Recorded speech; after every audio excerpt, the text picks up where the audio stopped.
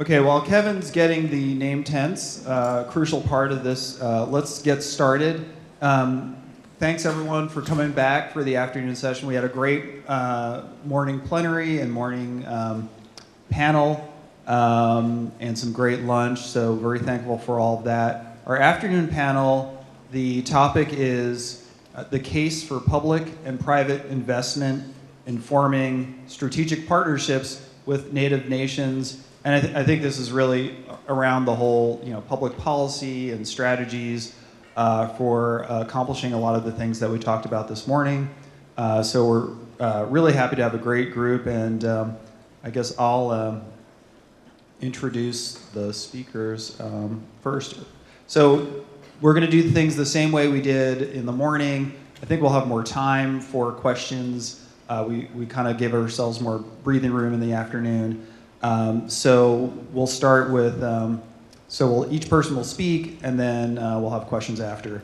So we'll start with Regina Clemente. She's the director of the Western Rural and Plains States Project at Movement Voter Project.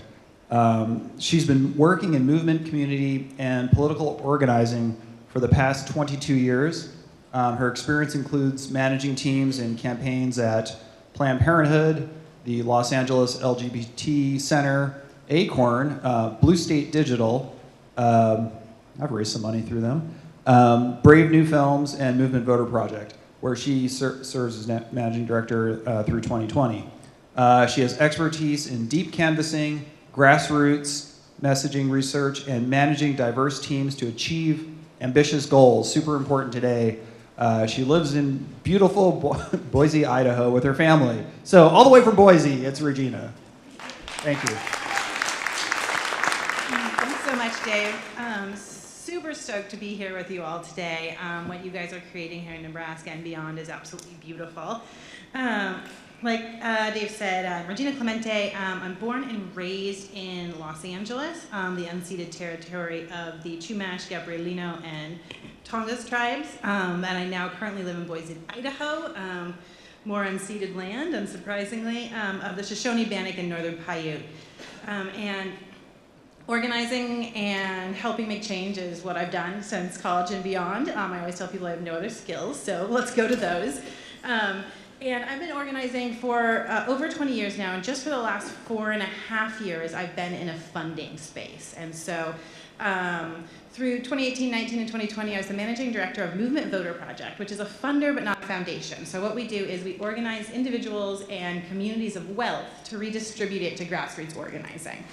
And that was started with a specific lens of really funding BIPOC, POC-led, and youth-led organizing. But even when I got there, with this very progressive, very specific focus, MVP was funding next to no Native or Indigenous organizing. Not out of malice, but out of the folks who had built it not having connections to it and not having prioritized it previously. And most of my background in organizing is in East and South LA, which is the largest contiguous area of poverty in the country, and an extremely segregated area of Los Angeles that is predominantly black and brown. The issues I've worked on the most have been things like access to food.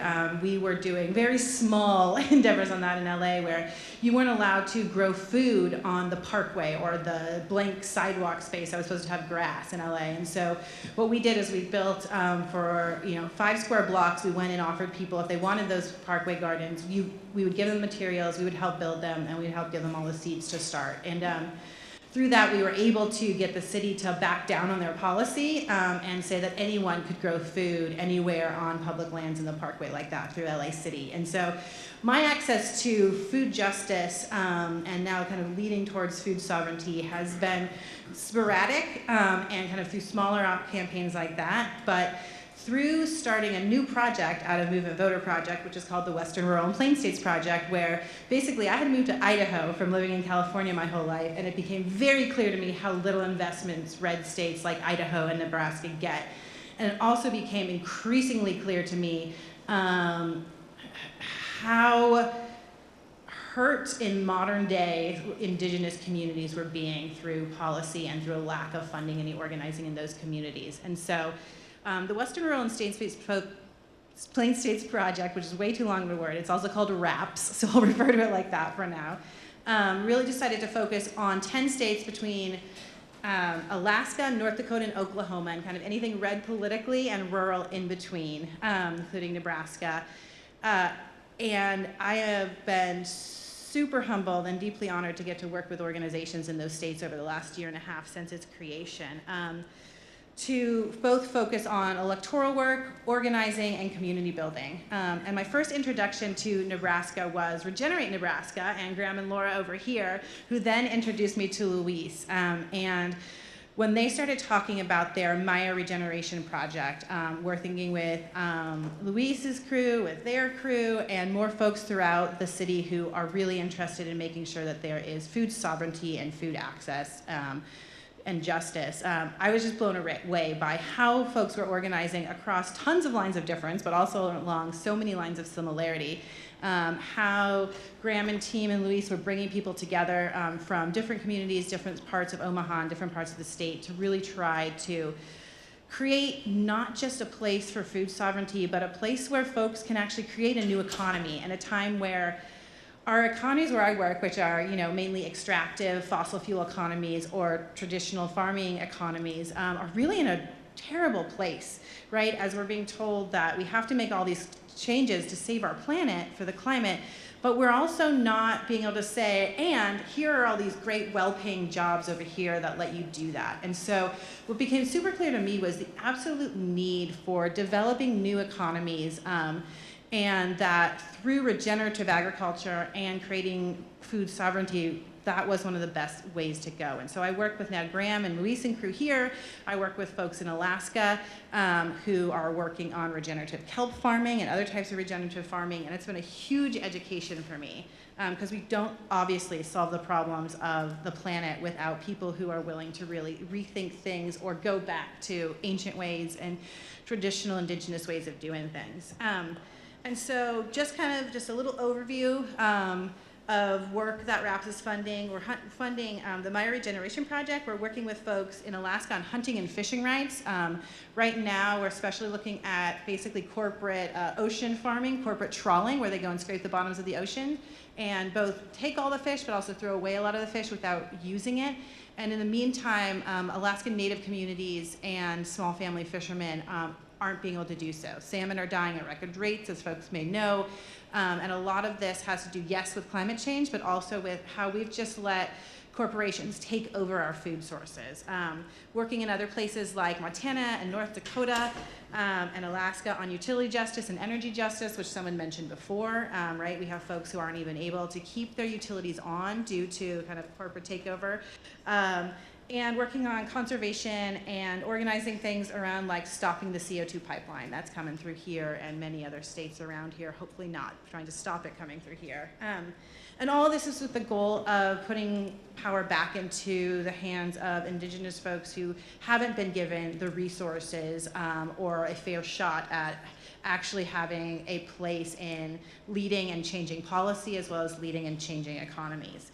And so, yeah, my main message here is, I think in the US, Native and Indigenous folks get about 0.4% of philanthropic dollars, which is despicable, obviously, and just really encouraging anyone and everyone in a funder space that has that privilege like I do to help use those resources to get them back into Indigenous hands and communities so that we can actually create the place and planet and food that everyone so deserves. So thanks for having me here today.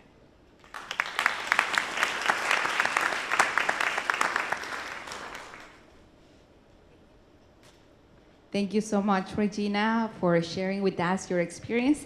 And now let's welcome Laura Contreras. She's a program manager at Omaha Community Foundation. Prior to joining the Community Foundation in 2021, Laura worked at Lutheran Family Services, where she served as a supervisor of a migrant support program. With a background in program management, Laura is especially passionate about serving refugee, migrant, and low-income families to ensure they have equitable access to quality healthcare, education, and employment opportunities. Her work focuses on grant program management, nonprofit capacity building, and serving as a connection point with nonprofit organizations. Prior to working in philanthropy, Laura worked in education and behavioral therapy. So let's welcome Laura. Thank you. Thank you. Yeah, like they said, a lot of my work has been really focused on the migrant community. I was really proud of the work that I got to do. Prior to coming to the foundation, I got to start a program where migrants that were released from ICE detention facilities were, once they were upon release, were able to immediately be connected to mental health services for free, especially knowing the lack of health care coverage and accessibility that were available to them. And then now I get to do this work that I'm passionate about on a broader scale.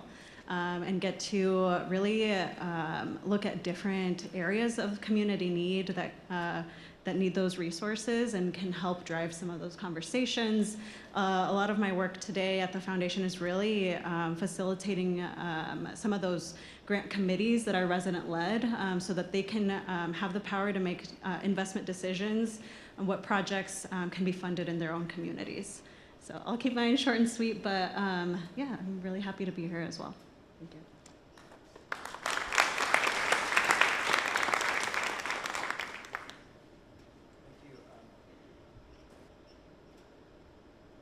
There it is.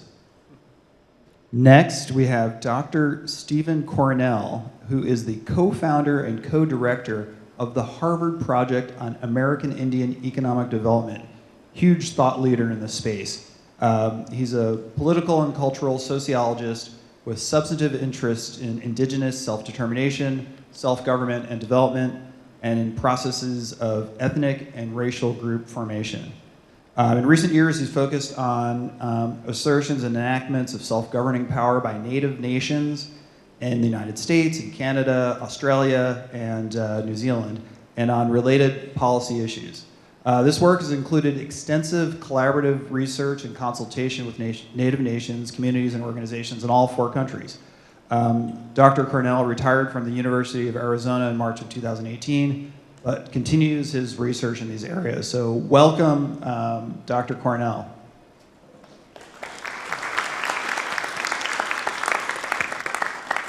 Well, thank you. It's a great pleasure to be here, and I do want to thank the MAIA and the Omaha tribe and Pishanixim for including me in this conversation today.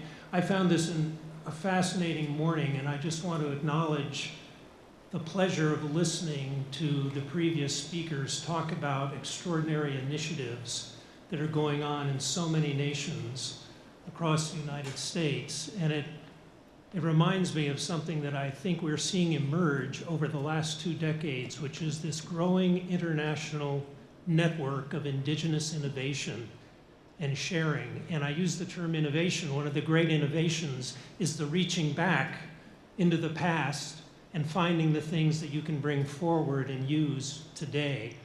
And we heard a lot about that this morning, and I really appreciated that. And I was talking actually with Taylor Keene at the break. I don't know if Taylor's still here. We were talking about this relationship between the MAIA and the Omaha. To me, that's one of those innovations. And talk about partnership. That's a partnership emerging, and it's an innovative partnership. It's something we don't see all the time. And I think it's very promising. We need more of that. And this sharing and telling each other stories. I've had so many nations say, I thought we were alone until I listened to that other nation. Oh my God, they've got the same problem we do. And they're solving it, which means we could solve it too. And that's how these things move forward. I'm a little surprised to find myself on this panel on public and private investment because I don't actually know much about public and private investment. And there are people on this panel and more in the audience who know more about those things than I do. But we have done some work over the years at the Harvard Project and at the Native Nations Institute at the University of Arizona on some aspects of partnership. And so I'm going to try to say a little bit about that. Partnerships are actually a critical part of what we call nation building or nation rebuilding. As Oren Lyons, traditional faith keeper of the Onondaga, says, we've always been here. We're not being built, we're being rebuilt. We're rebuilding ourselves. And partnership is a critical part of that because it's a source of so many things you might need, whether it's something basic like financial capital, or it's expertise, or it's networks, or it's access, or it's allies. Vernon Miller this morning talked about how fragile the current situation is. He talked about a success in the US Supreme Court, but that was 2016. It's gotten rare. And we have to be aware that a lot of what we see now as accomplishments, these things are threatened. And I appreciated Vernon saying, in a sense, telling us, we got to be realistic. We can be enthusiastic, but let's also be real. So partnerships can be a critical part of that because you need allies. And when you build relationships, you know, if you want to be insular and separate, you also are going to be vulnerable. And part what partnerships do is they give you links you can draw on. So in thinking about partnerships, several things seem to me to emerge from some of our experience when you're considering partnership with, and it could be a corporation, it could be a federal agency, it could be a state, a county, any of those things. Know your purpose. What is it you're trying to achieve through that partnership? And I got a little bit of a lesson in this from an elder of the Naitahu people, who are a very large Maori tribe in the South Island of New Zealand. And Sir Tiffany O'Regan, who's a senior statesman of those people, he was speaking to a group of Maori MBA students. These were young Maori men and women who were getting business degrees. And he was an enthusiast about development. He had himself fought hard to increase the assets of his nation and to make them a major economic player in the economy of New Zealand in things like forestry and dairy and other kinds of agriculture. And he had succeeded. But I was sitting in this classroom when he said to these MBA students, we need to know what our purpose is. Do we just want to be rich Pakeas? Pakeas is Maori for white guys like me. Do we just want to be rich Pakeas with a suntan? Or is our purpose the intergenerational transmission of identity and heritage? And you could tell with those students as they sat there thinking, that's what we need to know when we walk out of here with that degree, is what are we now going to use it for? Is it just to get rich, or is it to do what Sir Tiffany O'Regan was talking about for his people? So know your purpose and be aware of it. I was reminded of that also by a man named Frank Edowagishik, who's a former chair of the Little Traverse Bay Bands of Odawa. He said, you know, we've got to operate in this environment and use all these tools that we're learning, the corporate tools, the development tools, all those things that we're learning, we've got to get really good at them. But we also have to be careful at the same time, or we'll find we're assimilating ourselves. So let's just be aware of what we're doing with those tools and use them for our purposes and not someone else's purposes. So that was the first thing I was thinking about. And the second is to then let that purpose that you have as a nation, what it is you're trying to achieve over the long run, let that shape your decisions and become one of those measuring sticks. When the council or whoever it is making a decision that afternoon, does it actually fit that purpose? Is it that multi-generational survival and prosperity of the nation that is going to be fed by this decision? And third, find partners who understand that purpose. And that can be tough because, as several people have pointed out this morning, most Indigenous peoples bring to those relationships often very different understandings of assets, of how the world works, of what's important, of the relationship to the natural world, the spirit world, to other nations. And so there's an educative component, I think, often in successful partnerships where you really have to work to help that partner who you know could be an ally understand what it is you're about and what it is you're trying to achieve. And the fourth thing is when you know, most of these business initiatives by Indigenous nations that we encounter are nation-owned, either in whole or in part. And you're looking for partners to work with you, but if that's the case, when you form a partnership, they're not just partnering with your business, they're actually partnering with the nation, because it's a nation-owned business. And so the nature of the nation and how it goes about its own decision-making starts to matter a whole lot more than if you're just a private business partnering with another private business. And that means you have to pay close attention to how you govern, how you make decisions, what kind of environment you're offering to that potential investor who you hope will help you achieve your goals. And that can become an issue if, for example, after every election there's an upheaval and nobody quite knows what's going to happen, and then there's 6 months before things settle down, and then it's another 2 years and there's another election and things are up in the air. Or if a tribal council suddenly decides, well, I don't know, maybe we need to interfere in how that business is being managed, or fire the manager because we don't like that person, or something like that. Don't even say that. I don't even say that. Lance will tell you all about that. And what that's really saying is, how do you create an institutional environment, a governance environment that assures investors, not that they'll make a bundle of money, but that their investment will be more or less secure. That if they end up in your tribal court, they'll get a fair shake. And those kinds of issues become critical in development strategies. And we've seen some brilliant work being done by some nations out there in things like tribal courts. Look at the Navajo Nation court system. It processes thousands of cases a year. And the University of Colorado School of Law did a research project on what happens to non-Navajo plaintiffs in the Navajo Nation court. And they found in 49% of the cases that they studied, and they studied several thousand cases, the non-Navajo plaintiff won. That's a terrific message to send to the world. You end up in our court, you'll get a fair shake.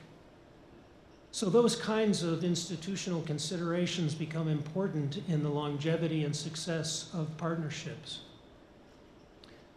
And it reminds me of a tribal leader years ago who said to us when we were talking with him about what was happening in his nation, he said, the best defense of sovereignty is to exercise it effectively.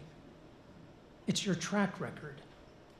And I was just thrilled this morning listening to some of these stories of success, because I think those are the stories.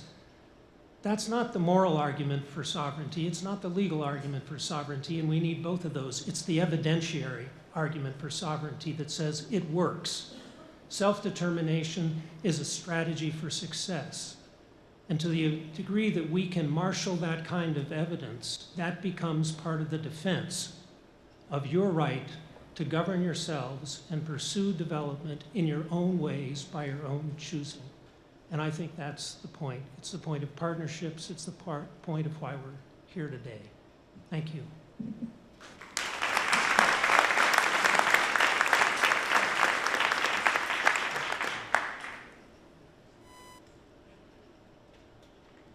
Thank you, Dr. Cornell. And now let's welcome Lex Morgan. He is the President and Chief Executive Officer of Adjunct, Inc. Morgan launched Adjunct, Inc. in 1994 as the Economic Development Corporation of Winnebago, Tribe of Nebraska. Under Morgan's leadership, Adjunct, Inc. has been recognized by a variety of national organizations.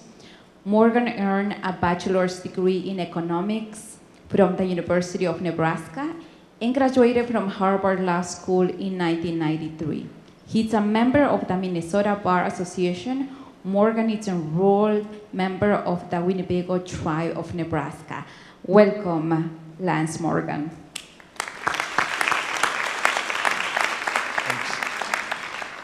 Thanks. Okay, thank you. I'm glad you didn't do the whole resume thing. My joke is I look good on paper. It's real life I'm struggling with.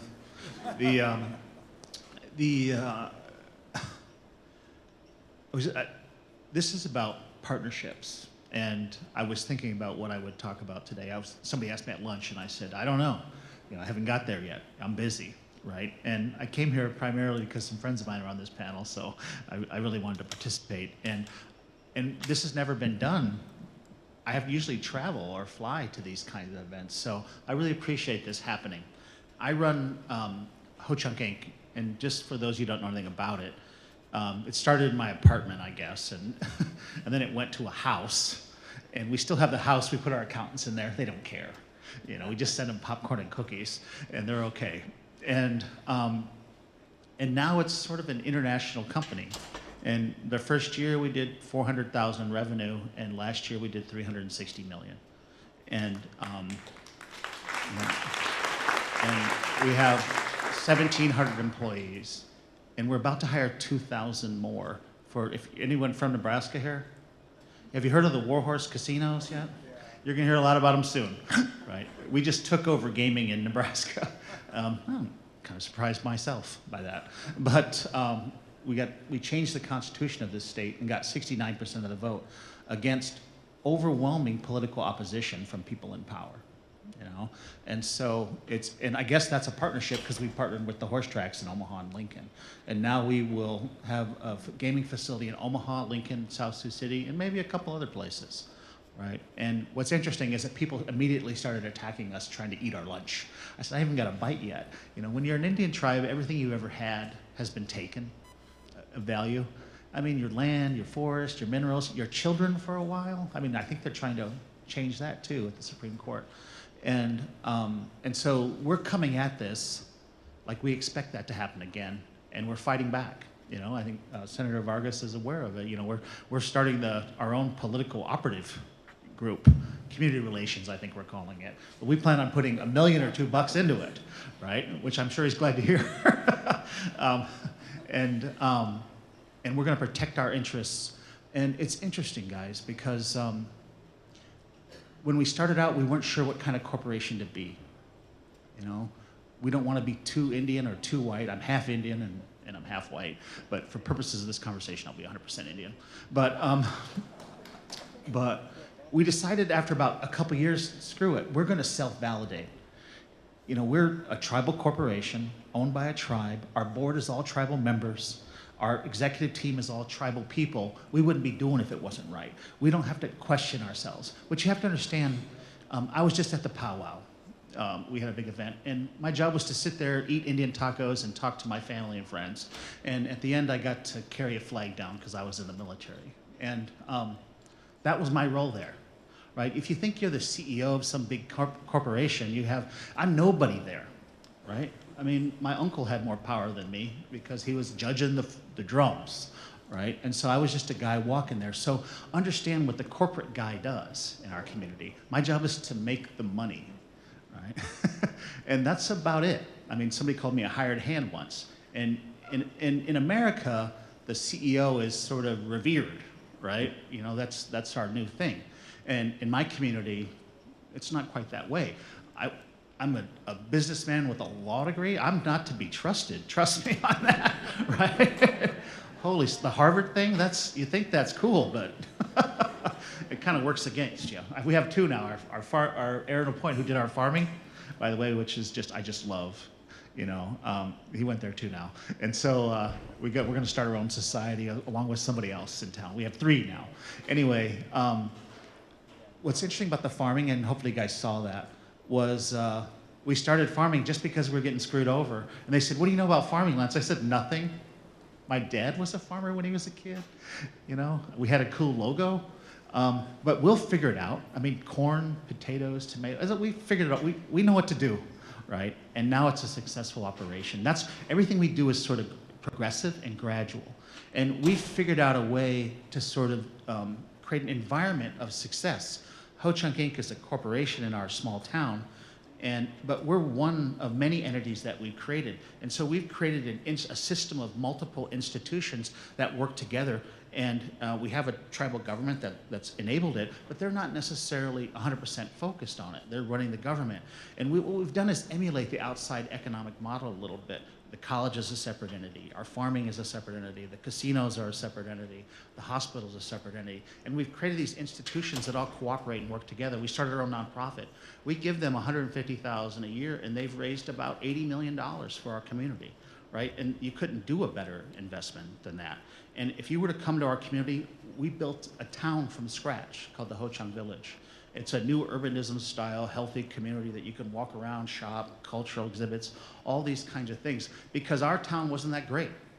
And so we said, we have this thing that nobody's coming to our rescue, right? And some of our neighboring tribes, they really struggle here, right?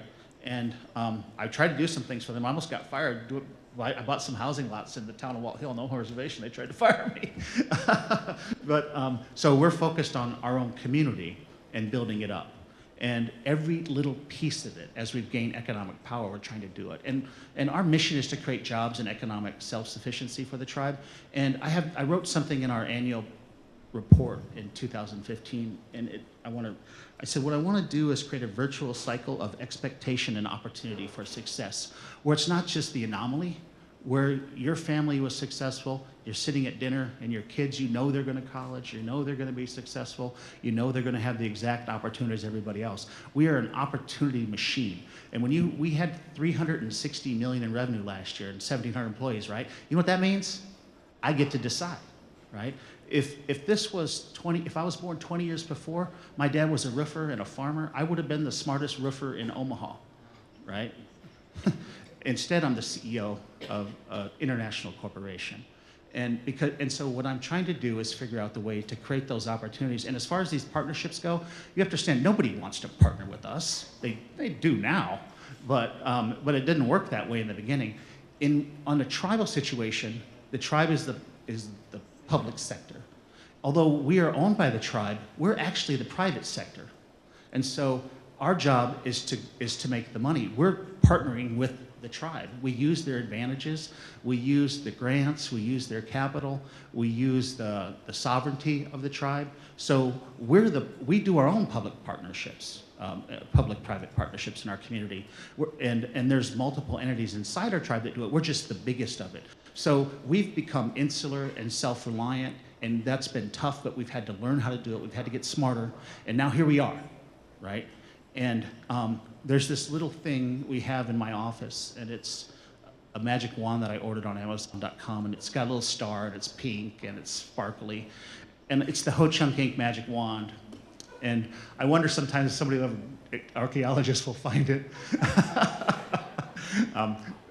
And I tell people, you have this magic wand, what will you do with it? Because we can control our own destiny now. A side story is, I left a council meeting one time, and it was terrible. And I said, how'd it go? I said, I wish I had a gong. And we ordered a gong and gave it to the tribe, and sometimes, the chairman would have it sitting on his, at the council table. And I always wondered that same thing about the archaeology, finding a gong there someday. For those of you who are too young, the Gong Show is from the 70s, and if you did bad, they would gong you. Anyway, so we have a traditional tribal gongs in Winnebago. So I guess I'll just wrap it up a little bit. I think that we have become self-reliant and insular, and I think that as we've gone bigger, we've had to extend who we are. We had to think about our partnerships beyond just our tribe and our community. We're reaching out into Omaha and Lincoln, and we're going to build facilities here, and large-scale gaming facilities. And so we've got to be community participants and partner with the communities. We're going to start our own foundation that's dedicated to developing Omaha, Lincoln, other places we have facilities. We're also not just going to give money away. We're going to invest in the communities. If you can build a successful real estate empire on the reservation, you can do it anywhere. South Omaha, North Omaha, tough parts of Lincoln, those don't scare me. I look at those as opportunities, right? So Nebraska's not, there's a lot of people in Nebraska who give money to those communities and do good things. And I know some of them, they do great things. But we're a different approach, and I'm hoping that when I get some real money, that we're going to take our mindset out for a spin and partner with some of the tougher communities in this area. And we'll do it for economic gain, we'll do it for lasting sort of impression. And we'll become a real part of the community. And I love this. In Sioux City, the governors of Iowa, Nebraska, and South Dakota came. And I said, if I'd have bet 20 years ago, the next big company in Sioux City was going to be an Indian tribe, I'd have bet against it, right? And what I said to them, and immigration and those kind of things are tough. I said, if I had to bet on the next big company, it's a Hispanic company, right? The entrepreneurism, the development in those communities, it's coming, right? That was and they had to sit there and listen to it because I had the mic and I explained why in detail, And I thought it was interesting. But there's so much emergence going on, not just with the tribes, but all the other groups too. And I think of our role as powerful. And I never had this kind of power before, and I'm trying to figure out how to use it and how to act. I'm worried I'm going to act like a fool a little bit, But we're gonna do these things. Just a couple years ago, I'll end on this. I was at this internet lending, which isn't really a great thing, but some tribes do it who are rural, and they were attacking these tribes who were doing it. And I gave this speech, and at the end of it, I said, "What do you think was going to happen, right? You want us selling blankets and beadworks on the side of the road so you can come by and work us over on price? Of course, you guys use corporate systems to create advantages. You use sovereignty to hurt us. You send us to your schools. You send us to your law school. You've done these things to us. Of course, we're going to set up sophisticated regulatory systems to create industries and take your money, right?" And I said, so that era is here. Right? It's been invented. And I think that tribes have the advantage because we have a cohesive governmental sort of unit in power. But I think that I sense the power in the Hispanic communities, African American communities, Indigenous communities, everywhere. It's coming, guys. And I'm excited to be a part of it. And you guys, I don't have any money now, but if we get these things going, come knock on our door, all right? And we're gonna do what we can to make a difference in this community, both politically and community development. So that's my little talk, right?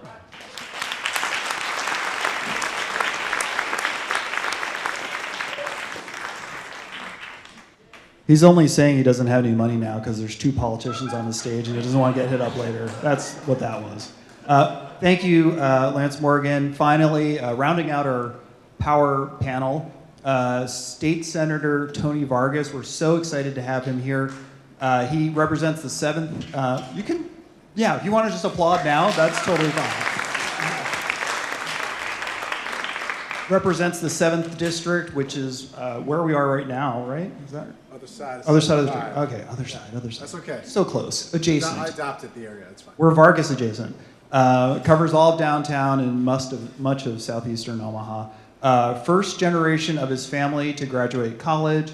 Tony's an educator, and he earned his Bachelor's of Arts degree at the University of Rochester and a Master's in Education at Pace University. He got reelected to the legislature in 2020, but we're hopeful that he'll have to resign in November because he's been elected to Congress. And so he is the Democratic candidate for CD2.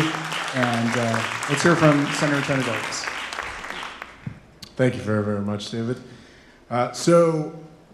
Now, first I want to recognize the fact that this conversation so far, even just in introducing ourselves, has been very much focused on where we come from and what our expertise is in that perspective. And I'd like to acknowledge I am the the only 2 people that are either running for office or in office. Is that right now in this room?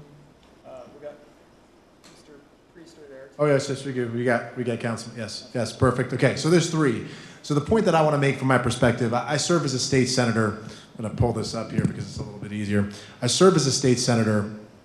I've been a school board member, and the reason why I got into this space of public service was largely focused on the fact that I was not seeing people that either looked like me or come from different backgrounds that I came from or come from different cultural backgrounds that I came from represented in places that were making decisions in government. That was the whole reason I got into politics. There wasn't anything that was about power, even though power inherently exists in all these systems. It wasn't only about accountability. It was our country and our communities, and even when we're thinking about partnerships, we deserve to have elected officials and politicians that are much more diverse in these spaces, and if they are not diverse in those spaces, are in making very intentional about how they engage with communities that are not like the communities that they either grew up in or that they are from. And I was not seeing either of those two different types of intentions within the politicians that were representing us, not enough, not nearly enough. And so that's the reason why I got into the space in the first place. And the reason why I'm happy to be on this panel in particular, and I was thinking about this even when I was talking with one of my staff members on the way here, is my identity of being a politician is very important, because if there's only 3 candidates or 3 current elected officials in this room, when we're talking about the public side of private partnerships, we have a real opportunity, and I hate thinking deficit-based, but we also have a real gap in what we are trying to do. Partnerships can exist within the private sector, even within this sort of quasi-private sector, even that Lance was talking about from the economic development side of what he's doing. But if people like me are not sitting at the table alongside and doing a hell of a lot of listening, these things also don't move forward. We don't figure out a way to understand the regulatory hurdles, the existing infrastructure that does exist in federal and state programs, things that don't exist that we're seeing that are bright spots in other communities, let alone, I'm not even talking about native communities, but communities where we're seeing economic development in pockets where we either have poverty or there are opportunities for that type of economic development that we see in Latino, Native, African American communities across this country. If we don't have elected officials that are even willing or are sitting in the spaces where you are, even right now, that oftentimes is step one. The reason why I was happy to accept this and happy to be on the panel is I want to encourage more people to hold their elected officials accountable to be in these spaces, because when these types of partnerships are happening, and you better believe that when Lance is trying to do expansion on things, if we're not talking to the elected officials at the city, at the county level, at the state level, and for people like me that are running for Congress at the federal level, we have actual programs that exist that are either underfunded or funded only at the capacity that we accept them to be at, or we don't have programs that exist to actually think about some of the innovation that we heard talked about here, or we don't have enough of the on-the-ground partnerships when we're talking about funds that could be utilized at the state level to improve what I see as the affecting economic development, but are very, very important, that are more not directly to business. One of the things I've worked on in the last 6 years in the state Senate, I've been on health. When we talk about social determinants of health, I just say this is when people are healthy, they live longer, they can take care of themselves and their family, their culture, and everything that carries on a lot more. And then they can also go work, and they can also continue to contribute to their communities. When they're unhealthy, it affects every single aspect of what we just talked about. It affects business, it affects housing, it affects long-term health outcomes, it affects their generational wealth. If we don't take care of people's health care needs, we are not investing in people. I've really worked heavily on public health in the state of Nebraska. I had the opportunity to run into somebody that was kind enough to share some words of affirmation to me about the work that I've done. The reason I did it was largely because as much as I'm going to always find work to do on economic public-private partnerships, I also want to make sure that elected officials are focusing on the ancillary. I hate using that word because it makes it seem like it's second tier, but it's a primary concern, which is making sure that the existing programs we have can be better to meet the healthcare needs of our communities as well. Both those things can and need to be possible. I say that because we have federally qualified health centers. We have one that we just funded that's one of the new federally qualified health centers that really is meeting the needs of our Native community. We have public health departments that are trying to be preventative about many of the different issues we see in our communities that can lead to whether or not we have diabetes, obesity, and many other things that are completely preventable diseases or health conditions. But I've also worked on housing initiatives because I find that not only at the federal level, we can need to do more with making sure home ownership and affordable housing and market rate housing opportunities are being built in communities. This includes Native communities, and those public-private partnerships are supported. But that's because that's the only thing that, outside of education, the other thing that I see as a game changer for whether or not people are making their own sovereignty and increasing their own economic development in their communities is whether or not they own a home and they have equity in something. very similar to the argument we use for sovereignty in a community. But I want to thank you because the reason why I get to be here, and I'm glad that I was last actually, because this is way more impressive than me, is elected officials, we get elected because we're supposed to not be the solution. We don't have all the solutions to every problem.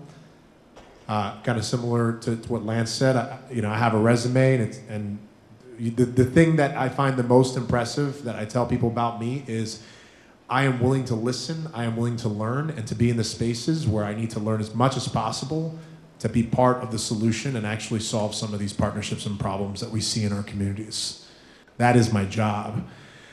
And I'm really happy to be on this panel to be able to provide some more insight on how we can make sure more elected officials and more people in the public sector are going to do more to hold themselves accountable to being a part of that.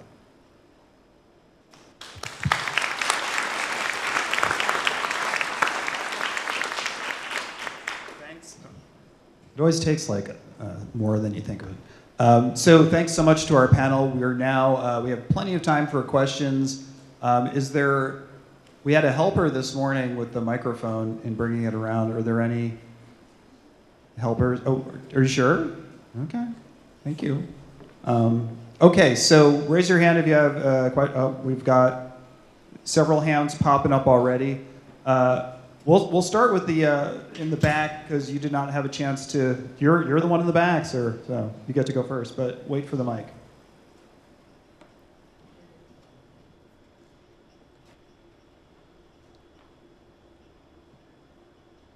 First of all, I want to acknowledge the passing of someone who would have been here. The late Dr. Dennis Hastings, Omaha. He is a veteran of both the Alcatraz and Wounded Knee, as well as many other occupations from more than 50 years ago. He struggled and succeeded in getting his PhD through three colleges. He brought Omaha music to the Library of Congress. He brought the sacred pole, the white buffalo robe, from the Smithsonian and Harvard University. He fought and lost in the unicameral and then came back with the Pawnee and passed the unmarked graves legislation, which became the Native American Graves and Repatriation Act at the federal level. He won numerous awards. He brought back the sacred pole, as I said, from Harvard, made that into a best award-winning book, Blessing for a Long Time, the story of the Omaha sacred pole, which is currently reposited in History Nebraska. He was instrumental, if you read the 1,348 pages of Nebraska versus Parker, where the expert witness writing the narrative that climaxed that case said on page 1007 that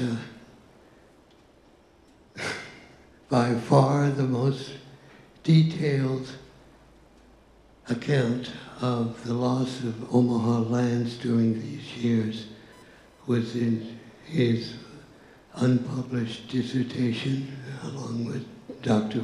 Marjorie Coffey. Grandfather Remembers, Broken Treaties, Stolen Lands, the Omaha land theft, which of course remains unpublished, and that case influenced the McGritt versus Oklahoma case to be the 5-4 decision from Neogortius in terms of the only Trump appointee who has a sense of history in terms of adjudicating Supreme Court cases. So the question I want to raise is, how can we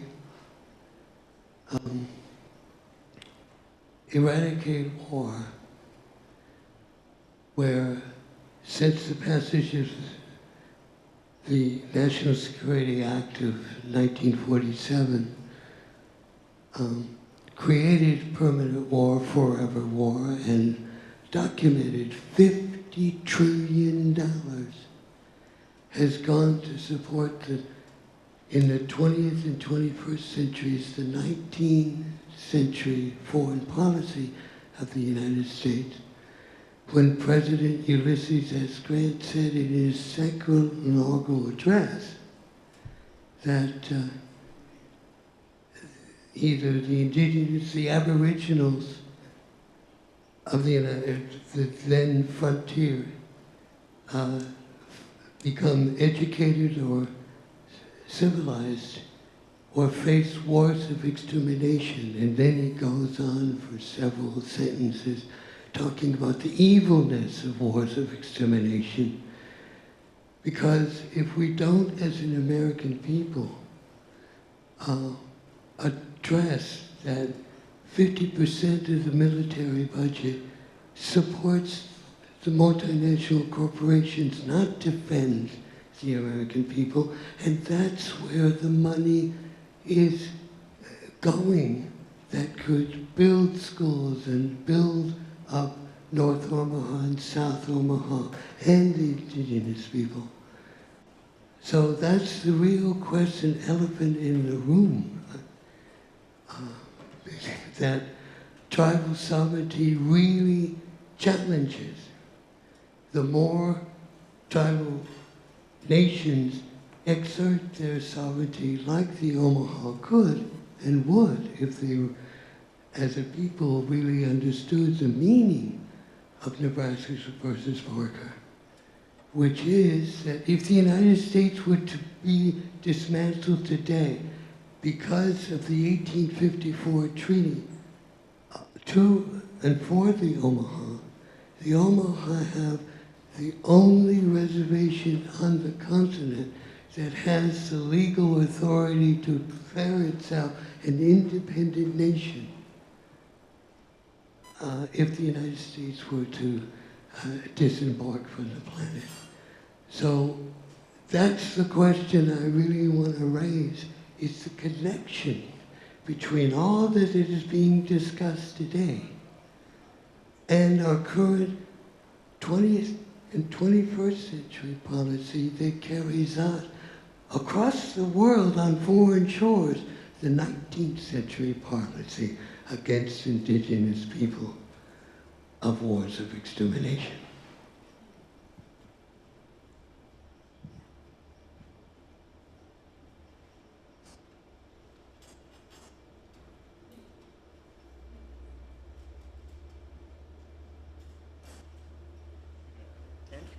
Anyone can answer that. So those are obviously huge topics.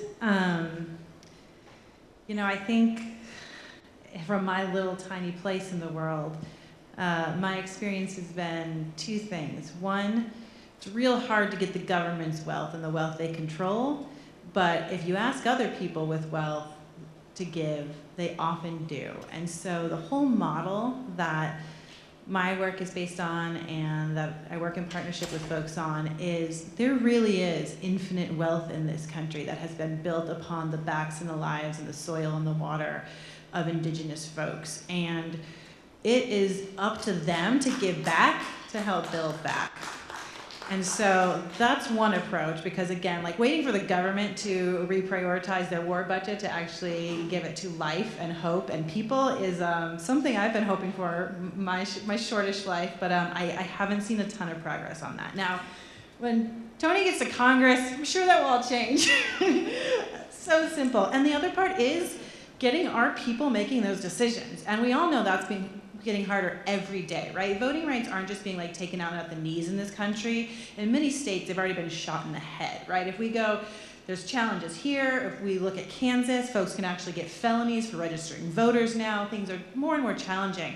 But unfortunately, that doesn't mean that any of us can give up in trying to see the elected officials we need making decisions on budgets like some of the ones you are talking about.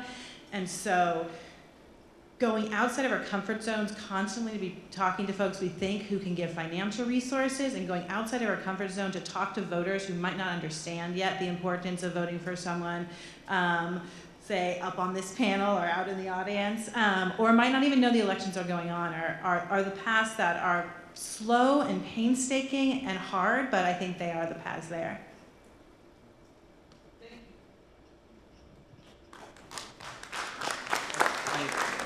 I add one little thing. One of my favorite quotes is from Muhammad Ali about the Vietnam War, and I just looked it up. The draft is about white people sending black people to fight yellow people to protect the country they stole from the red people. Right? And you know, I was in the military. I joined because I needed money for college, and it served its purpose. And you know, I think the United States, to answer your question, unless you got oil, we don't care if other groups are fighting each other. To be totally honest, we don't care. You know, you look at Ukraine; it's a slightly different situation. But I agree generally. I once wrote a column in college, and we're spending $51 million to buy B-1B bombers that nobody said we needed. I don't know if we ever used them, right? And I said we should just turn that into a college scholarship, and you got the B-1B scholarship, and that would be that's a visa now, I think. But and so I think that there's priorities in this country that we should examine. Yeah, you asked a very deep, hard question, but I think, you know, at some level we should question what the priorities are. To spend, you know, 800, 700 billion on the military, I mean, that's probably a little excessive, you know. But in this last COVID funding, the tribes actually got money. We've never gotten money before. So I think the voice is getting stronger. And we were able to use that money to build up our communities during the COVID time. And I think but I think that certainly a lot more could be done. But then I do think some of that COVID money was directed into the North and South Omaha and other communities too. So there are some changes going on, but I don't know if we're gonna stop the military-industrial complex here, you know. To add on to that, I think at least on a local scale and really just reflecting on the philanthropic sector, I would say just recently, like we've really reflected more on our own practices. How are they rooted in systems of oppression? What barriers do we have in place for people to get funding? What are we not doing? Are we not introducing organizations that are doing some of these grassroots initiatives? Are we not making those key introductions to large funders locally? And what tools are we providing?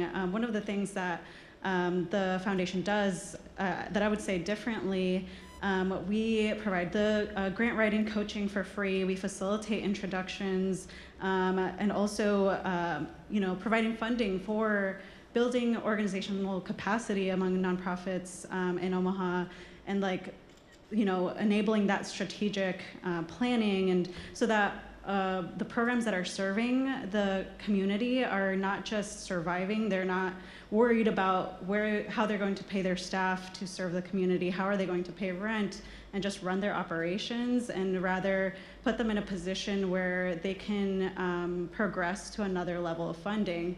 And really, we've seen that in our work with Pishanishim, like just being able to kind of set them on this path to where we're listening to what the unique needs of communities are, and not lumping all, you know, Black, Indigenous, people of color in one kind of bucket. And this is, you know, these are the disproportionate impacts on this group as a whole, but listening to unique needs, and then also for them to be able to build the infrastructure needed to have a national presence. And then, you know, it has just been a really rewarding experience to witness Pishanishim's growth through just resources. It feels small almost, but it has led to advocacy and just a large scale change that they've been able to accomplish. And that does not mean that,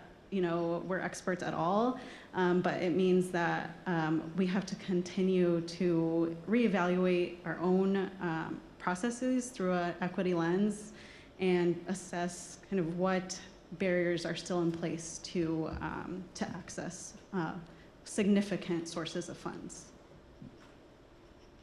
The only thing I would add is I think we in this room can talk about these things and understand them, but the vast majority of the American population doesn't think about the issues that you just raised. And I don't think understands that this extraordinary American economy was subsidized by indigenous land and African American labor. And that, we don't teach that. And most people don't think about it. And that has to change.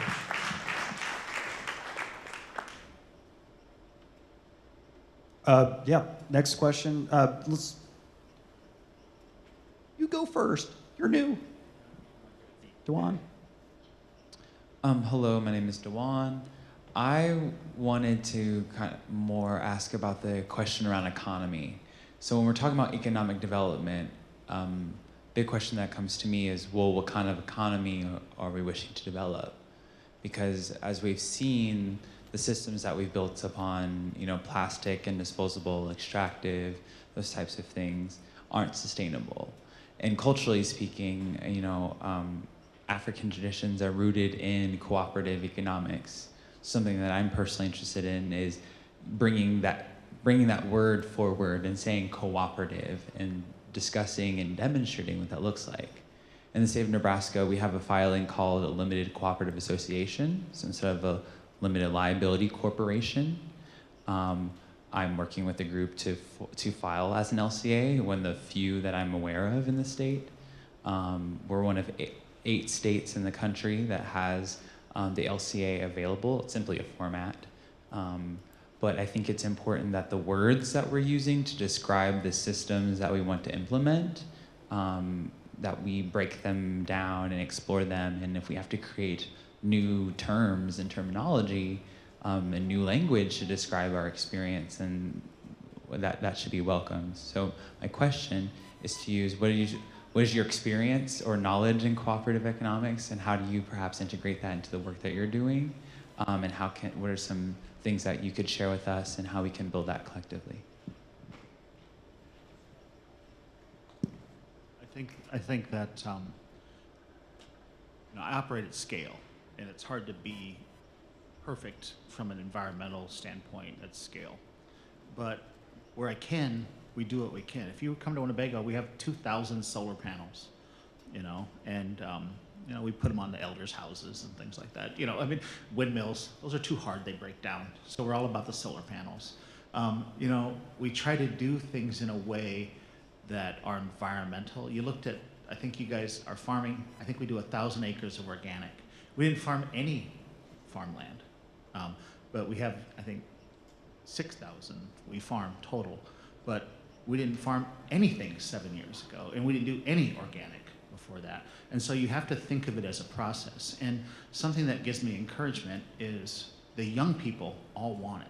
My interns are starting the recycling program and those kind of things. And I think that the younger mindset is all about trying to find sustainability. One of my young relatives got a degree in it from Columbia, a master's degree in some sort of and I had to give her all of our electric power usage and solar usage to help her. I feel like I should have got a degree in it. But so I think it's coming, and I think we just need to step on the gas, and we better hurry up because it's getting hot. So that's my opinion.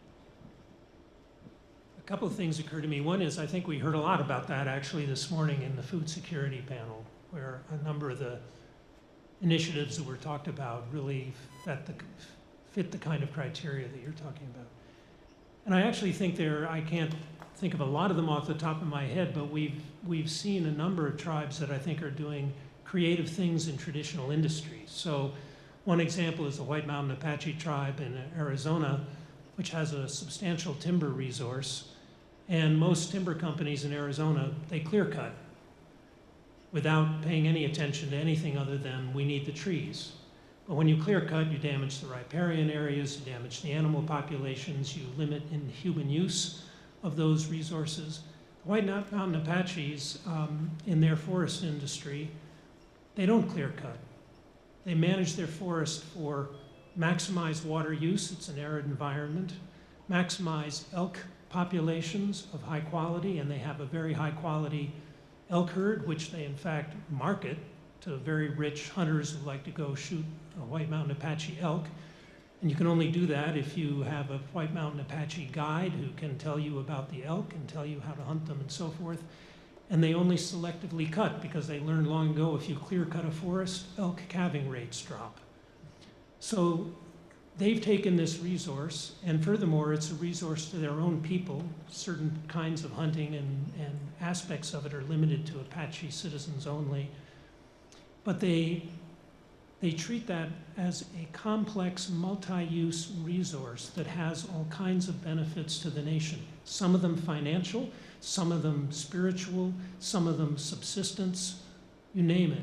And I think that's an example of the sort of thing that you're talking about and that we actually see in a number of indigenous communities once they gain the power to control the resource and manage it according to their own designs, which is the self-determination piece.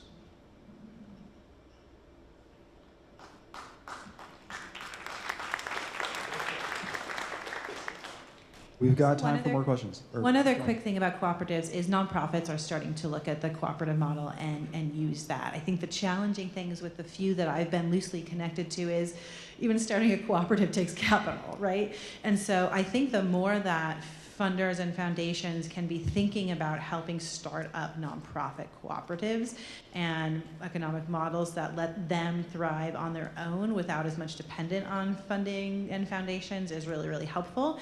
And just that funders and foundations can stop being as rigid. So like one of the things we do at Movement Voter Project is we grant make all year long and we don't require specific proposals. And so we do grant making every month or every week depending on kind of the needs of organizations and how much money we've raised, which is always TBD.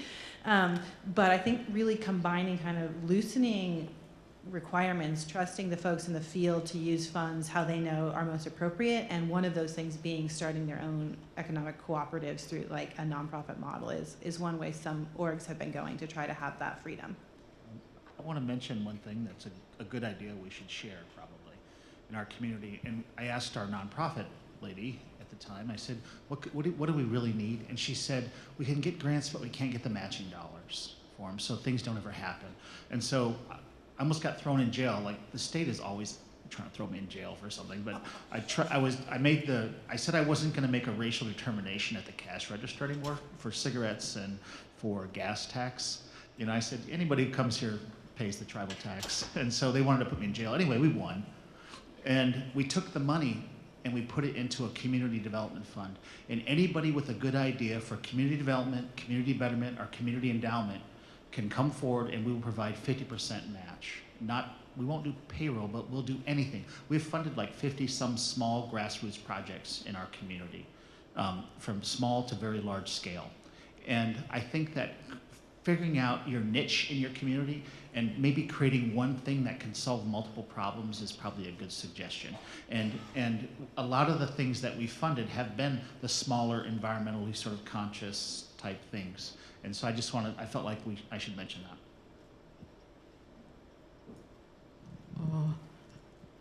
Good afternoon. This sharing has been so rich, and I want to thank all of you. My colonial name is Cynthia Ellis. I am Garifuna from Belize in Central America, the Caribbean, and the world. My indigenous name is Lubafu Isieni, the embodiment of love for transformation of self and the world. The question I have is related to our intentionality for the young, for the future and the present. I'm a mother of 5 children and 17 grandchildren, and that is why this conversation is so powerful. My question has to do with mindset and intentionality. As a Garifuna, I have two blood flowing through my veins. The Indigenous, originally we were called Black Caribs because it was the Indigenous people who took us as supposed African to be enslaved. So we were never enslaved. I don't understand the concept of enslavement. But one of the things about the Garifuna people, we believe that I am not better than you, and you are not better than me. We believe in the power of our ancestors, that those who came before us. So in this conversation, my question is the sense of identity, of indigeneity. In our mindset, when we decided that we would rather be genocided than enslaved, we are a question to the United Nations in terms of how we manage to survive and maintain our sense of self and identity. So in this conversation about economics, we declare that we are a sovereign nation. We are not waiting for the structures to define who we are. So I am an ambassador at large for the Garifuna nation. So when our prime minister comes into power, I go to him and presented my credentials. No disrespect to the politician, but we have two tracks. So my question is, how do we reconcile the two tracks? The fact that we as Indigenous people were here first, and so let us step into the power and function like that and declare our sovereignty while we give to Caesar what is Caesar's. How do we reconcile these systems and these structures that have abused us? That's my first question. Coming here to the United States, I came as a calling. I met Dr. Annabelle Ford, archaeologist, as a calling. Our definition of wealth is not only about money and cash, thank you, my brother. It's about declaring that this is our land and that we are worth trillions of dollars. It's not just about the money, it's about wealth. How do we change the narrative for our children and involve them in the conversation where they embrace a reality of indigeneity that is not about money, but is about wealth, so that we can do what the brother was talking there. And the question about cooperative economics. How do we validate who we are as Indigenous people? So those of us who get to sit around the table and be a part of the conversation say, I represent not only the people in Omaha, but the Indigenous people around the world who may not have a voice, because the United States of America, which is possibly one of the most powerful countries in the world, makes decisions about what happens in my country. So all the things that you are going through are then transferred to our countries. How do we change the language? How do we change narrative? How do we develop the curriculum? Not next year, but now, in the conversations of the foundation, that we declare we have our own foundations, our own corporations, our own ways of being, so that I, as a child who was told by my grandmother that I was going to be a leader, not just about beliefs, but for the world. I was told that at 4 years old and stepped into the power of it. So how do we develop that mindset and make lemonade out of lemons for our children? As an elder, as a grandmother of 17 children and counting, that is my question.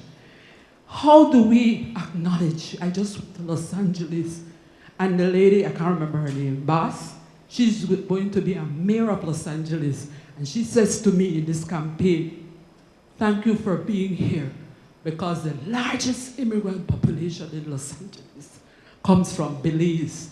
That's power. As immigrants, we have power. Well, I live in Belize, I live in Central America, but this conversation is important for us. Thank you so much.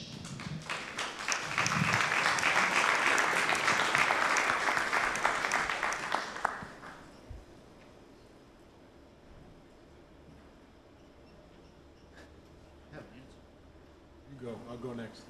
So, I don't know if I can, I really like the question. It was exciting. But I guess since we're going to try to answer it, in my world, we ask ourselves this question a lot. And I talked about that, how we decided to self-validate ourselves as an economic entity. But in my world, my job is just to make the money a little bit, and then the tribe takes the money and then does good things with it. And sometimes I recently tried to suggest how they spend the money, and they told me to shut up and mind my own business. You know, I mean, they said, we got this, you know, they're the elected officials, so be it, right? And, but if you look back in history, you know, I'm a big fan of, you know, I'm a history guy. And what you remember are the wealthy societies. You know, the culturally rich, wealthy societies. And the culture that I grew in was one of extreme poverty. I grew up in poverty. I grew up in isms, alcoholism, drug abuse, you know, domestic abuse, all that stuff. That was the culture we had been dealt. We had traditions that were tribal and important, but our culture was one of extreme poverty. And the way I approach it is I want to attack that issue, and the revenue and the money that we make and that sort of thing, it goes to the government, and we put it into language programs, we put it into elders programs, we put it into things that so you can live with dignity and have respect for yourself, and we've shifted into pride even, right? In ourselves, and I meet young people who don't know they're supposed to be downtrodden, you know, and it's nice to see. You know, I've reached the point in life where I'm like, when I was a kid, you know, and they just roll their eyes. But that's what I'm looking for. I don't need the kids to have gone through the same trauma. You know, I'm hoping that they wake up and have a good, safe life and a place to live and something to eat and an opportunity for success in their life. And that's the economics in this society is what drives that. We can bring forward the traditions that matter, but I hated the culture that I grew up in. You know, the broken families, the alcoholism, the drug abuse, all of those things, you know, and that was imposed on us. And we're changing our own destiny. And I think that my job is just part of that, you know. I mean, I help do the jobs and make the money, and then I have to go be quiet. But that's how it works in our world. And so we're playing a bigger game, and as big as Ho Chunk Inc. is, we're just a tool in our tribal strategy for a better life. So, you know, the hardest thing about, and at least what I'm taking away from the question is, we want it to be easier for our children and our future generations. How do we make this happen quicker and not just wait for these things to happen? I think the hardest thing when I ask myself that question is, I'm really encouraged that you talked to an elected official or a candidate that really excited you, especially even thinking about that there was a large population of people that you identified as sharing a similar identity. The hardest thing that I find is oftentimes, and I can't speak to, you know, in terms of native land, but I could speak to the rest of Nebraska. Oftentimes, the elected officials that are making decisions that affect communities that are in poverty or have less economic growth or have opportunity, what I view it as, also tend to be the smaller percentage of the population of the state of Nebraska. So if you're looking at Nebraska right now, we have a growing Latino, you know, we have a growing African American population, we have a Native population, we have an AAPI population, but you still add all that up, it's still not the majority of the population. So oftentimes, I find the hardest thing that at least I do within my locus control is I'm in spaces where there are other elected officials that I'm trying to educate about the opportunities that exist now to make some change within this generation.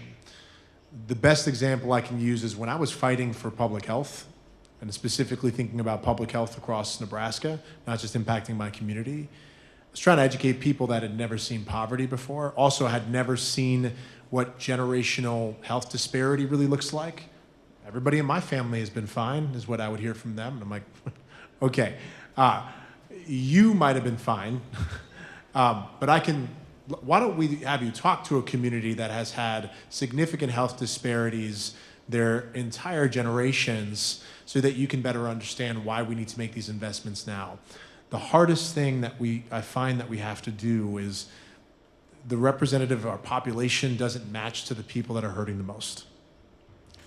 And the only way that I know, at least with my locus of control, to change things, and you have it within your locus of control too, is you heard from the philanthropic community, you're hearing from the organizers and people trying to build movements, you're hearing it from people both in academia and then are trying to create these partnerships, and these are from economic development. If we don't elect different people that are going to be educated beyond what they understand, beyond their ken, we're not going to be able to make that change happen quicker. Not everybody is going to come from an indigenous community. Even though I can trace back many of my roots to the Incans from Peru, my parents are both from Peru, and I can tell you most of the people that I serve with in the Nebraska legislature do not have that connection. And a lot of this is holding their feet to the fire or educating to them about different populations that they've never interacted with so that they can make those investments. I wish I would like to say, I have served with amazing politicians, and it doesn't matter what your party is, Democrat or Republican. I serve with amazing politicians in the legislature, but oftentimes it is who is either the loudest in the room or who they actually spent time talking to and who they feel accountable to. I wish that wasn't the case. The only way we change that power dynamic is probably close to what Lance is trying to do, what he mentions. That is one of the ways I think we find things moving forward. So it's either going to happen with your vote or with who you elevate on who are actual people that are going to stand up for you or listen and be educated to fight for you, or the people that get elected are not going to be advocating for you and are not going to stand up for those things. That's usually the decision making we have in front of us. Adding on to that, I think along those lines, when for me on a daily basis, it's kind of this conflict or an internal conflict of how to find the balance or how to integrate the lived experience with the decision-making power. I've had to, sit in rooms where none of the people in the room identify with these communities and have tremendous wealth and that they are able to distribute. And I think what I try to do is really weave in kind of some of these relationships that I've established in the community that aren't typically at the forefront of philanthropic support, and kind of weave that into the dialogue and bring those initiatives up into these spaces that typically or historically haven't served them. And so that's always such a balance to strike, because you have to, there's these groups that aren't, we try to operate on this trust-based philanthropy model, but then there's these groups of decision makers that question making investments in some of these communities. Why? You can guess why, but it's just something that I think has been a gradual kind of a progression, bringing people along to achieve more equitable investments in the community, and then also bring in and promoting the solutions that are led by and for Indigenous peoples. So, yeah, thank you.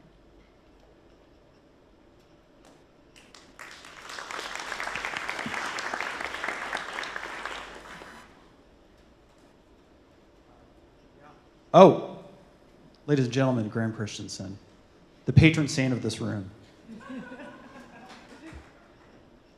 Oh, does anyone have a microphone? I do. Okay. Oh. Well, good afternoon. E baby te wibla tamek. Go with that. Umaha ejaje wita te shonge khube wa u. Wache ejaje wita te Rene Sansusi. Umaha wa ubli.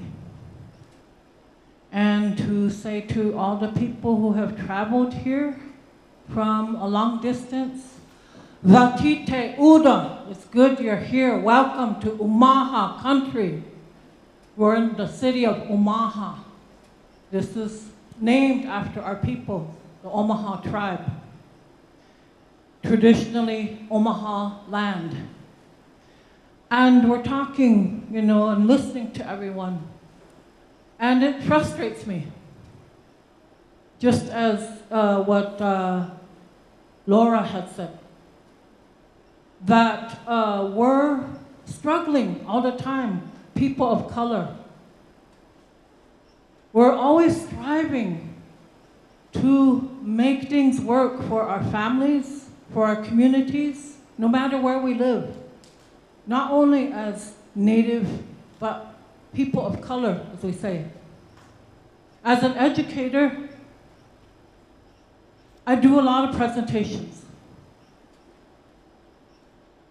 And a lot of it is on healing, historical trauma, the history, the real, true history of Nebraska. What happened here? How did this imbalance begin? And you can go back and pretty much look at a timeline and pinpoint it. Look at those years and you'll see it, like right there. This imbalance, as I heard Senator Vargas say, has created so much inequity in healthcare, disparity. Just as I heard somebody say, we've seen it in our families over and over. I could tell you, I've seen it with my own family. How many people in my family have lost parts of their bodies? How many of my family have died from diabetes? On and on, you know, we can go on and I could be complaining to the sky, you know, never ending. However, I do look for solutions. And we've had to adapt. I want to say something about the Omaha people. We were never impoverished. We were a powerful nation before colonization. Sustainability. We did that. With dignity. We were wealthy, healthy, and powerful.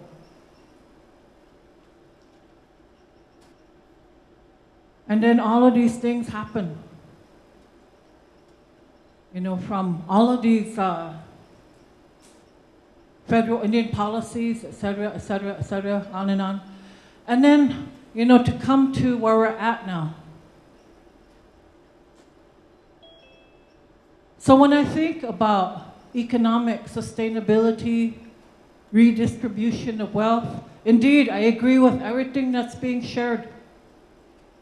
We have some very, very wealthy people here in Nebraska, in Omaha. Who lives here? Who lives here? Tell me, somebody. The wealthiest man in the world, or was, or something. Yes. Now, redistribution of wealth as Native people, we took care of our people. If we had leaders, they were there to make sure that all the people were taken care of. Nobody went without. Even our poorest, I guess you would say, are the ones who were incapable of taking care of themselves, always had shelter. We had no such thing as homelessness as we do now. So what I wanted to say, we can talk, you know, like I said, I could talk all day about how bad it is. But I am really looking for solutions. But in a way that is, well, indigenous. From an indigenous perspective. We came from a gift economy. But we've been forced into capitalism. But man, I will tell you, capitalism wrecks your body. And mentally, physically, spiritually. When you're not allowed to balance out all your responsibilities as a mother, a human being even. There's got to be something else. So I attended a conference in the Twin Cities. It was called MIT Solve. Indigenous and Anti-Racist Innovator Summit. And these were the very topics that everyone was talking about. All these people who were considered solvers, they call them, they all received huge grants from MIT to fund their projects, whatever their cultural, whatever, to identify the issues in their communities and how they were going to be, to begin to solve those problems, issues. So to me, coming home, and I live in Lincoln, Nebraska, coming home, I was like, well, why can't we do that here?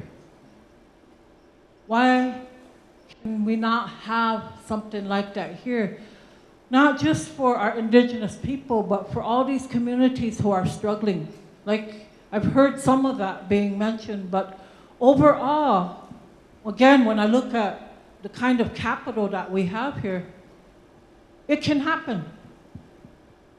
How can we make that happen? Because we're looking at present day.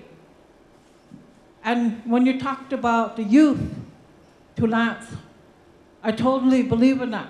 It's going to come from our children because they have that ability to remain flexible. Me, I feel like I'm just now getting into technology. But my kids, they can do anything, as all our kids can. Why can't we do this? Why can't we do this here in Omaha or Lincoln or combine it? Make it happen for people of color, for mothers who are struggling to support their families. Honestly, I've seen more mothers struggle than anyone else, especially women of color. But yet we always get blamed. And like I said, I don't want to be complaining all the time, but we get blamed for our own situations that, that have happened, that we didn't actually choose to be in. Just like what I said about the tribe. We didn't choose to be like that. The things that were done to us were deliberate. So please keep that in mind. And I do believe in talking to our elected officials. I'm not afraid to do that. Go and lobby them, go and chew them out, whatever. I will do that. But goodness, it's only one of the things I'm doing. I'm so stretched out right now. I'm tired all the time. Advocating every single day. Now think about that. Advocacy work is a 24/7 job. And most times what's happening with people of color, they don't get paid for it. But they believe in what they're doing. They want to see things improve for their communities. So somewhere, somehow, that needs to change. But with everybody's here that was on the panels this morning and this afternoon, here's an opportunity now. Let's really do something. Make a difference here.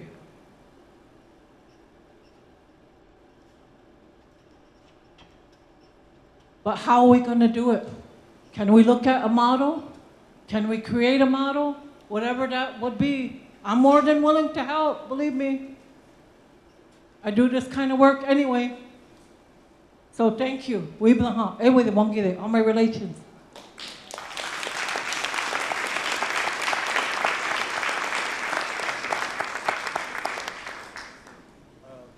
We have one more question. One more question over there, or two. That direction. While she's walking over, are there any responses on the panel to that amazing? I just want to say hi. There we go.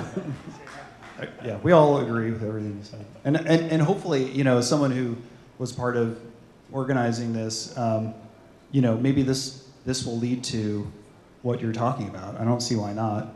I mean, this is just the first one, so the sky's the limit. I see a big opportunity in regards to the great land transition that's coming up. I've watched my whole life as young people have left rural areas, and now I've seen, just like the wealth has been concentrated into the older generation, so has the land. Now land has become unattainable for young people or for new immigrant communities who come here locked and loaded with agrarian skills because this is where they came from. And so, and furthermore, I just feel that if the next generation doesn't have a shot to bring regeneration back to the land, I don't think there's any hope for the climate or for reversing the water issue. So as this older generation transitions the land in the next 20 years, we're going to be seeing one of the biggest land transitions in U.S. history. That provides a solution, an opportunity for more solutions. So my question for the panelists is, will you be involved in helping usher in the land transition to the next generation so it doesn't go to foreign multinationals or only big investors that are removed for the land and can't care for the land? And how do you see yourself getting involved in this great land transition as we regenerate together? And just say yes, absolutely. And the role I think myself and others in, again, kind of the privilege of the foundation and or funder world is give you money to buy land. That's the kind of simplest line I have is I think that we shouldn't put restrictions on folks when we give them grants. We should let them buy buildings, we should let them buy land, and we should let them buy things that let them build power upon. I'm just going to add. And I think we're seeing more and more nations who are actually doing, in a sense, exactly what Lance is doing. Building up that financial capital which you can then use to buy back land. And I've had people say to me, yeah, they ought to give it back to us. They stole it from us, but we'll die waiting for that. So let's go ahead and buy it. And then we'll have the land we need for our people. For non-Indigenous people, I don't have an answer for your question, but I think for Indigenous nations, that's one clear purpose of economic development. Restore the land base. If I was a young farmer without capital, I mean, you basically might as well forget about it. I mean, just buying a tractor can be $500,000. You know, the tribe allocated some COVID money to food sovereignty for $1 million to us to buy some equipment, and that escalated or accelerated our farming plan by about 5 years, and we're just about, and that will boost up our profitability from it, and we're going to use the profit to buy land. We own about, the tribe, the reservation's 120,000-ish acres, and we used to own it all, but the government couldn't help but notice we had more than they needed after they killed us, and then now we were down to maybe 20,000, and we're over 30,000 now. And we started a company whose whole job it was to build the land, buy the land back. We were going to keep some of the rent and do it, and it became political, and it's not there anymore. But that doesn't stop us. We recently started buying land, but there's a poster that shows it was for sale for $15 an acre, and I think Aaron's over there. Didn't the tribe just buy some for 9,000-ish an acre, or 8,000? 8,000.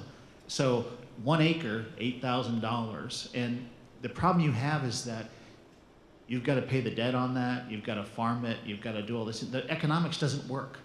It doesn't work for somebody trying to get into the business. And it really doesn't work for us, because the way what you do with land is you hold it for 20 years and then you sell it and make a fortune, right? Because you've been holding it that whole time. We don't plan on selling.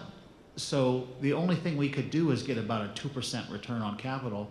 But if we can figure out a way to farm, maybe organically on that land, we can get that return up to something that's sustainable. And if we can get that up, then we can figure out a way to start buying back our land and using the profits we're making. But most farmers that are successful that buy land, they've had that land for generations, right? And so it's easy for them to accumulate profit, buy equipment. And if you're new, you can't do it. It's just too expensive. But we've sort of bootstrapped our way into it with our corporate scale, and we plan on, being Pac-Man, and hopefully we can do it anyway.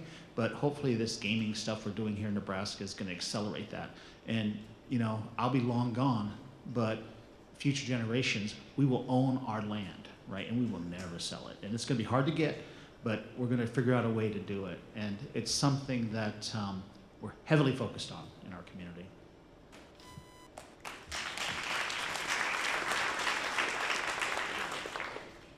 Oh, I just was going to answer yes too. So, Graham.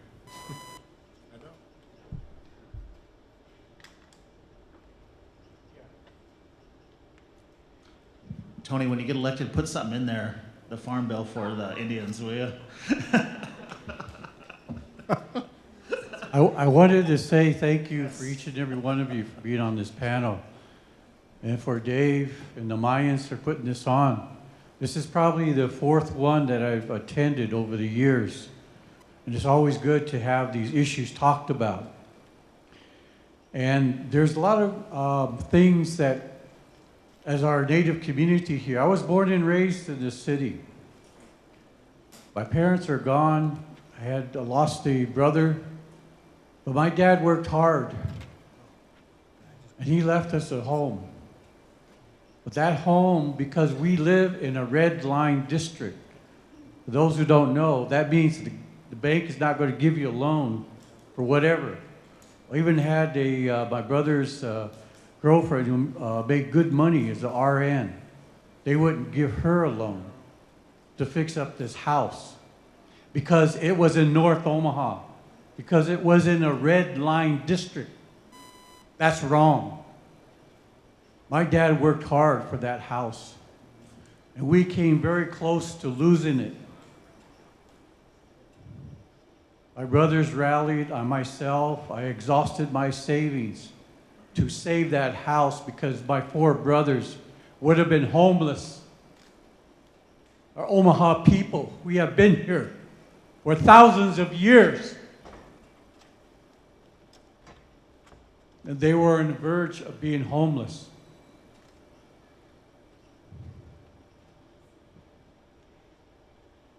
The work that we do is going to affect everyone, and especially the Native people. And my prayers have always been that way, is for the people, those who cannot speak for themselves, the young people, the elders. They're not here right now because they're trying to, survive. They're in school. And they're the ones that need the most help. So we were able to save that house. But now we got another expense. How do we change that title for my parents' name? And I guess I'll probably be the one to take the responsibility, put it in my name so that we can try to look at refurbishing it. I approached Habitat Humanity. All they want is to fill out that paper right. They didn't care. And these other organizations, all they care about their salary. All they care about is their rules and their paperwork. Well, I'm sure some of that is warranted, but where's your heart at? That's what I would say. Where's your heart? Where's your sense of history? Do you know the history of this area? Do you know the original inhabitants of this area? We have the highest suicide rate among our Native people, the young people. They're going through a hard time. We have murdered and missing Indigenous women. These are the things that impact us every day. So I would ask each and every one of you here to help in some way that you can. And prayers, they do work. And I wanted to say that I think all the people who have come from a long ways. Thank you for your contribution. Vive la Jean. Thank you.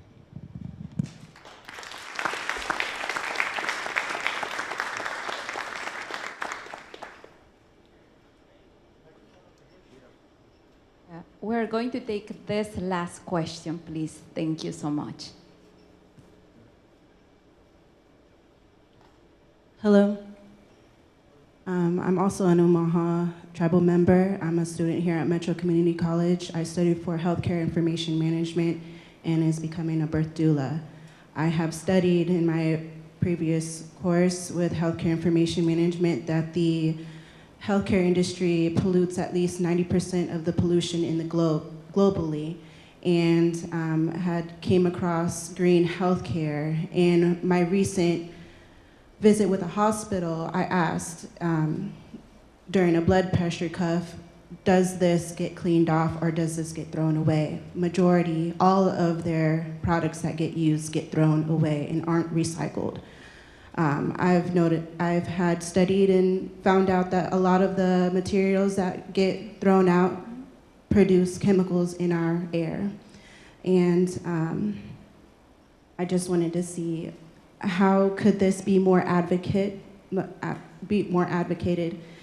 to those that are coming into this world as I become a birth doula, and how would a project like mine that I want to develop be supported in the community, because I myself being Native American and also African American, my mother and my father are from Omaha.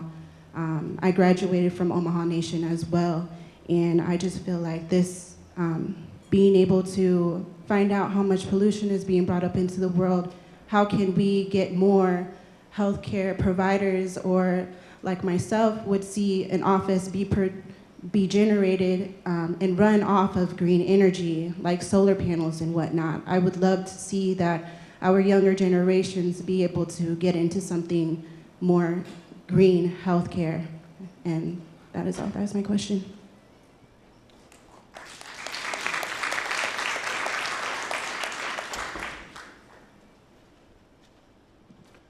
I'd like to connect afterwards. I mean, I don't have all the answers as to the sustainability of what they're throwing away in the hospitals. But I can speak to, we have done investments at the state level, and there's been private and public partnerships with Doula Association. I know that Healthy Blue and Blue Cross Blue Shield has been investing in different initiatives, and they'd be a good connection for you because they want to invest in different things in this space. They recognize the healthcare benefits of doulas in the ecosystem for maternal and child health. So I would love to connect afterwards and make sure to do anything I can. Thank you very much. And I just wanted to add a couple of points. As I've been sharing a little bit with some of you during these 2 days, we wish this would have been longer. But as my experience in working with Luis and some other people, I myself also participated at the MIT Summit in Boston recently. And it's interesting for us that we get recognition internationally, but we don't get a voice in our countries. As I mentioned, I'm from Guatemala. And it's really sad, but that's real, especially from big corporations who do not have a corporate social responsibility. And plus the grants. So we run a holistic approach for education for Indigenous women in Guatemala. But we need grants. So it's nice to know as well that the way the grants is being given, like funding, should be also, one of my crazy ideas, it should be based on trust and then not on credentials only, because sometimes like for us, it has been very hard to get grants, and language is a barrier. So, and I'm only perhaps able to be here today, it's because I learned English. And so these little things, they are a huge resource, but at the same time, it has been a lot of work for some of us. So I know, and thank you for all the recognitions that has been done, and as also said yesterday, like the recognition of the work of all the migrants. and that everyone has the right to migrate, but not because of a country it's not giving you enough opportunities to have a life, to survive. So thank you so much for everyone who has attended this conference. I know that we are living with ideas, hope, and hopefully some of us can connect afterwards, and this space is for you. And I hope, and we hope you have enjoyed this day with us. And Dave.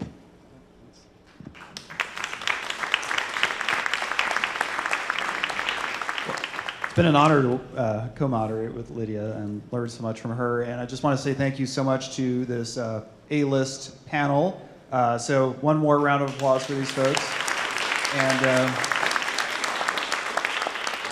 on the agenda is, it looks like we're going to have a final kind of closing remarks with Luis and Lance Foster. Normally I think we should have done a raffle, right? So you would all stay until the end to see if you won the raffle. We'll do that next year. So let's just take about a 5-minute break for us to transition, and then we'll hear from closing words from Luis and Lance. So just give us 5 minutes and we'll be back here.